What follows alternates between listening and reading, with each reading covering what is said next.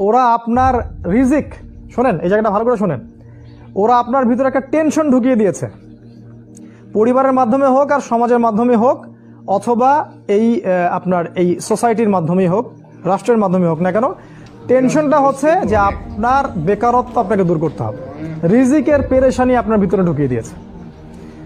প্রতিটা যুবককে জিজ্ঞাসা করেন, দেখবেন পেরেশান যে খাবো কি আর জীবনে করবোটা কি। দেখবেন মানে ভাবখানা এমন যে ও যদি 5 ওয়াক্ত নামাজ পড়ে, কোরআন তেলাওয়াত করে, রোজা রাখে, আল্লাহর হুকুম সব মেনে চলে, হ্যাঁ খুব মুত্তাকি মানুষ, পরেশগার মানুষ, কিন্তু বেচারা একটা ছোট মুদির দোকানে কাজ করে, বেচারা একটা ধরেন সবজি বিক্রি করে বা হালাল কোনো কাপড়ের ব্যবসা করে, ওর ভাবখানা এমন জীবনটাই নষ্ট হয়ে গেল, আমার জীবনে কিছুই করতে পারলাম না, কি করলাম জীবনে, নিজের পায়ে দাঁড়াতেই পারলাম না।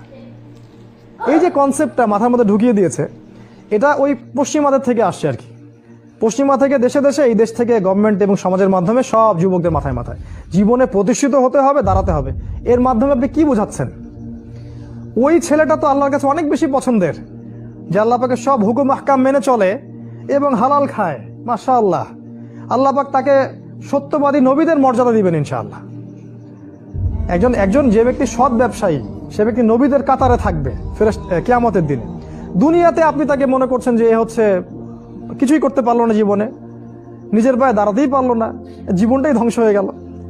এই যে চেতনা, রিজিকের টেনশন, খাবো কি করব, মানে কোথায় গেলে একটা ভালো চাকরি পাবো, কোথায় গেলে একটা ভালো ব্যবসা করতে পারবো, এই একটা চাকরির জন্য, একটা মানে জমি কেনার জন্য, একটা বাড়ি করার জন্য, একটা মেয়েকে বিয়ে করার জন্য পাগল হয়ে গেছে যুব সমাজ এখন, অস্থির। মানে আল্লাহ, রাসূল, কোরআন, সুন্নাহ এগুলো ওর কাছে বেশি ইম্পর্টেন্ট।